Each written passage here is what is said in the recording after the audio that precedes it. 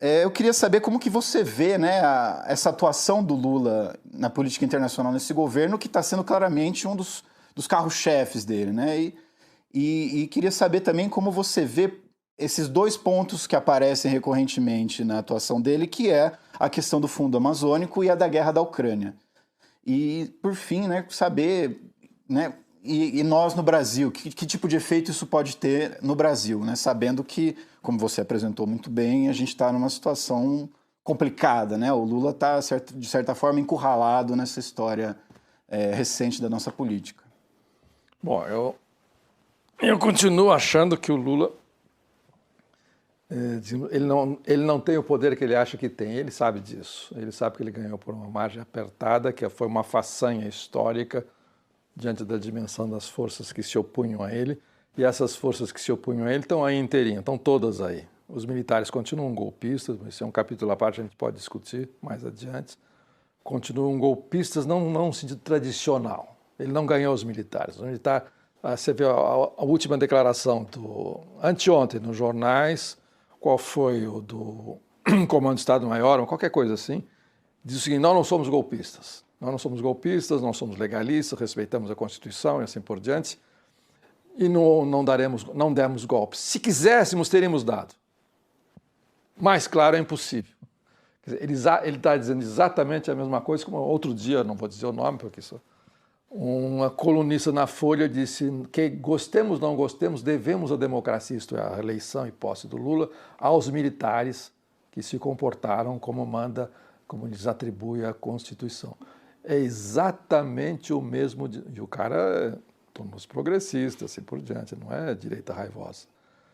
É exatamente o discurso do Bolsonaro. Só existe democracia no Brasil porque os militares assim o querem e permitem. Ponto. Foi o que o cara disse há 3 dias atrás. E nós achamos que os militares foram enquadrados, estão desmoralizados, o que aconteceu no 8 de janeiro e por aí afora. Não estão nada enquadrados, nem desmoralizados, nem coisa nenhuma. O jogo deles é outro.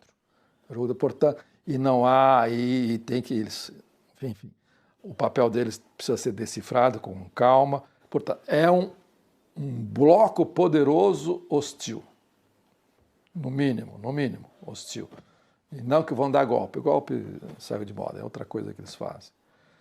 A mesma coisa os empresários. Veja só o escândalo dos juros do Banco Central. O cara não consegue. É uma aberração o que o fulano faz no Banco Central e tem apoio da mídia. Todo mundo. Então você vê, o cara, em uma semana de governo, ele enfrenta uma tentativa de golpe que não deu certo por N razões. Essa novela todo mundo conhece de trás para frente. O Banco Central sabota qualquer tipo de possibilidade de dar certo do ponto de vista econômico. Alguma coisinha que caia algumas migalhas que caem da mesa. E todo mundo sabe, não, cara, veja só, eu sou isento, porque se eu quisesse fazer, todo mundo diz que eu sou bolsonarista. Bom, tanto faz, posso ter votado, mas enfim, que eu sou bolsonarista. Se eu fosse bolsonarista, eu não teria posto juros na nuvem durante a campanha do Bolsonaro. Mas todo mundo sabia que os efeitos daqueles juros daquele jeito era para cair neste ano, e não naquele ano. Ele tinha o cofre estava aberto para o Bolsonaro fazer o que bem entendesse. Ele fez. Os juros era para ferrar o Lula. Então ele tem tudo isso contra ele. Tem todo o parlamento.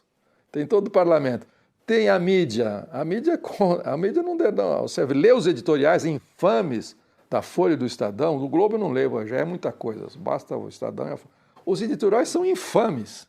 Então ele não tem colher de chá nenhuma. As centrais sindicais, os movimentos sociais estão reduzidos ao mínimo denominador comum. Nada. Então, ele depende do quê? Do charme dele, internacional. É a única coisa que o segura. Aí ele começa a fazer bobagem. Que ele não precisava fazer. Basta ser realista. Ele sabe que ele está seguro. A posse dele foi garantida pelos americanos. Aí eu não sou conspiracionista, sou contra essa história de toda hora tem imperialismo aqui, anti-imperialismo acolá, assim por diante, mas está na cara. Está na cara que a posse dele foi garantida pelos americanos e seus satélites europeus. Os Macrons da vida, e Scholz da vida, que é um babaca, enfim. E os ingleses, que foram os primeiros a reconhecer. E tá lá, não precisou a matéria do Financial Times outro dia, todo mundo estava acompanhando as indas e vindas de emissários americanos, embaixadores, cônsules americanos no Brasil durante os 2 últimos anos, passando recados, e recados duros, como o Financial Times revelou, olha, se vocês tentarem alguma coisa, acabou. A lojinha de Washington se fecha, e quando a lojinha de Washington se fecha, para pesos médios como vocês estão ferrados, inclusive a parte militar e assim por diante. Os militares entenderam o recado, e pronto. E não se aventuraram. Então ficou essa coisa completamente desorganizada, que foi essas tentativas de golpe de novembro para cá até 8 de janeiro. Desorganizada, inclusive porque eles estavam tão certos que iam ganhar, que eles estavam fazendo tudo abertamente. Esse tipo de conspiração por celular, ninguém faz. Eles estavam tão certos que a impunidade vinha, que eles iam ganhar, e era isso mesmo que... Não estavam preparados, não tinha plano estratégico nenhum, foi uma bagunça. Bom, então o Lula sabe que a única sustentação dele era a opinião pública internacional. Opinião pública internacional, isso também não existe, existem governos europeus, OTAN e Estados Unidos. E os Estados Unidos estavam interessados na vitória dele por causa do Trump. Se o Trump voltar o ano que vem, que não é impossível, bom, aí acabou. São chineses que vão segurar, os chineses querem soja, água, carne e acabou. Petróleo, minério de ferro. E estou um pouco se lixando se é Bolsonaro, se é Lula, assim, que tem opinião pública chinesa que quer. Não existe. Então, veja só, aí a besteira que ele faz de fazer aquela pompa e circunstância na China e deixar os americanos enfurecidos. Né? As coisas que ele falou sobre os americanos, nem qualquer diplomata do primeiro ano do curso do Instituto Rio Branco sabe que não se deve fazer isso. Diplomacia é uma coisa que se faz em vários registros e tal, todo mundo sabe disso. Ele faz essas coisas, são pueris, não precisava fazer aquilo. Né?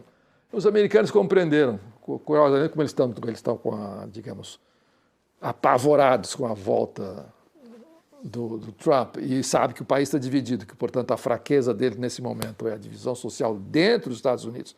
Não é bomba atômica daquele China, então, guerra dos microchips com a China, é a divisão interna.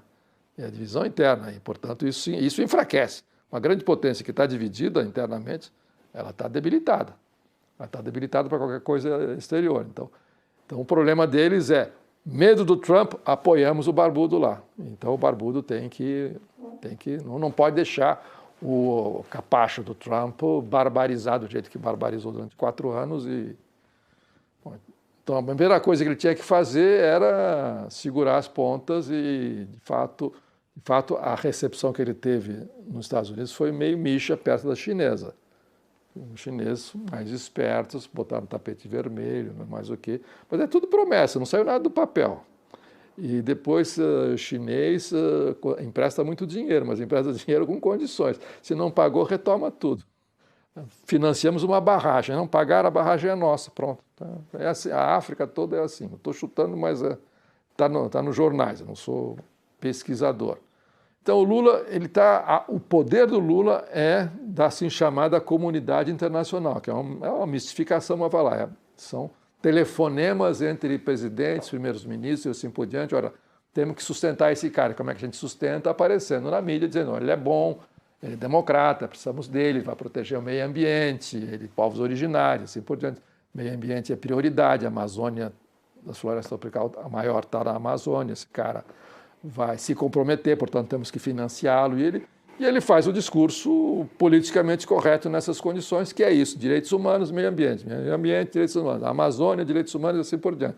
Então ele fala isso, mas por outro lado ele deixa o Ministério da Marina ser retalhado, depois ele veta, então ele sabe que ele não tem o poder, o discurso dele lá fora não corresponde ao poder que ele tem interno. A política internacional dele é a coisa mais óbvia que tem, é pragmática, há um enfrentamento mundial, todo mundo sabe, toda a torcida do Flamengo, toda a torcida do Corinthians sabe quem é contra quem atualmente no mundo, e quem tem peso médio nesse confronto fica zigue-zagueando. Eu sou da geração ainda dos não alinhados, Bandunga, os não alinhados, Terceiro Mundo, assim, eu sou dessa geração. Eu fui politizado em 61, 62, graças à descoberta desse não alinhamento, dos não alinhados. Os não alinhados. Então, os não alinhados é isso, vão para lá, vai para cá. E a Guerra Fria, ela foi quente na periferia, então isso era uma coisa essencial. E foi o que o Lula fez desde a época dos BRICS, emergentes, para lá e para cá. Só que ele não podia imaginar que um BRICS ficaria mais ou menos abandidado, que é a Rússia, e o outro BRIC cresceria além da conta a ponto de assustar o seu patrocinador americano que inventou a China contemporânea. Então, o zigue-zague pragmático entre os BRICS é mais complicado. Mas o Lula tem talento para fazer isso. Tem talento e tem prestígio internacional para fazer isso.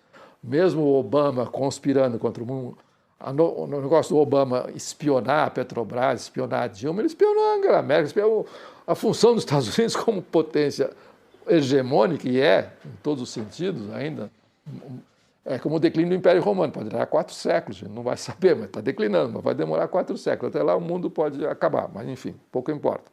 Então que o Obama tenha ao mesmo tempo espiado a Dilma e a Petrobras, espionado, como ele espionou o mundo inteiro, é a função deles, tem um corpo de gente que vive nos Estados Unidos, é uma sinecura. Eu sou especialista em espionar a Coreia do Norte, eu sou especialista em espionar a Indonésia, assim por diante, ter informações, é isso, dá emprego, mais do que isso. E ao mesmo tempo o Obama diz, that's the guy, é claro, esse é o cara.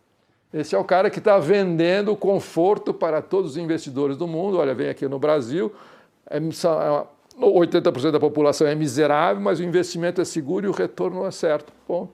E todo mundo vota nesse cara, então that's the guy, é claro que é o cara. E, ao mesmo tempo, esse cara, se incomodar um pouquinho, a gente dá um chute. Se for impeachment, hardball, dá um chute. Como pode dar agora? Então, e o Lula tem que calcular isso. Então, ele é um exímio equilibrista. Então, ele não pode cometer esses erros elementares. É claro que ele tem, com a América Latina completamente falida, Brasil incluído, mas o Brasil é enorme. Então, o Brasil falido é uma falência diferenciada da Argentina, e assim por diante, você compara. Então, ele é claro que ele é a liderança natural do continente. O que faz um líder? O líder junta as coisas. Então, a primeira coisa que eu vou fazer, vamos tirar a Venezuela do escanteio. Sai do castigo, vai participar do convívio continental. Não vamos meter no seu regime, você faz o que você bem entender, assim por diante, desde que os negócios fluam. Se o petróleo interessa, não interessa, você está vendendo petróleo para os Estados Unidos também, ninguém está... Mas não tinha que fazer o que fez, olha, muda a narrativa, tem paciência, porque isso não rende nada, não rende nada. Ele tem contra ele editoriais contra, decepção dos babacas europeus, os americanos compreendem, olha, pisou na bola, mas ele é um bom rapaz, não devia ter feito isso, foi entusiasmo retórico e tal. Ele não vai montar, digamos, forças especiais das Forças Armadas brasileiras para defender as fronteiras da Venezuela contra a invasão do Trump, se ele vencer eles. Mas não, isso é conto de carochinha, isso alimenta muito conversa de botequim, de especialista em política externa, petista ou não, que estão entusiasmados com a liderança mundial planetária do Lula. Então, eu acho que ele está fazendo certo, ele só tem esse recurso de poder, o único recurso de poder dele é a famosa opinião pública internacional. De vez em quando ele pisa na jaca, são coisas pueris, que não tem explicação. Essa da Venezuela não tem explicação, essa de xingar os Estados Unidos também não tem explicação. Então, para que isso? Mas você vê que ele tem o milagroso, é a reserva de boa vontade. Depois de todas essas bobagens, ele é aclamado na Europa por todos os bem-pensantes, os politicamente corretos, que é bom, direitos humanos, meio ambiente, isso rende show, rende voto, rende isso, assim por diante. E depois, tanto faz.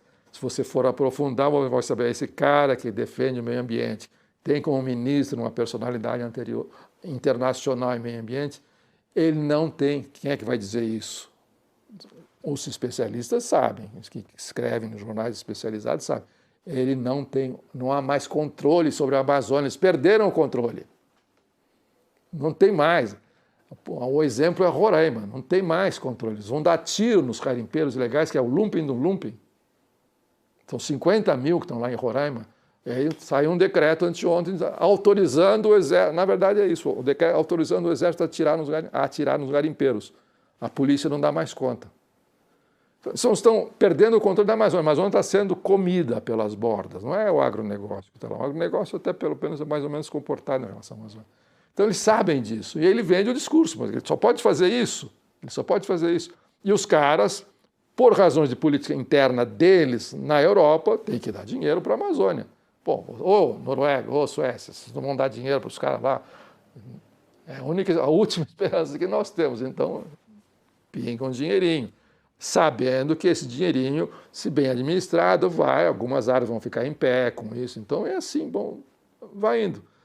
E é o que ele tem como poder, é isso.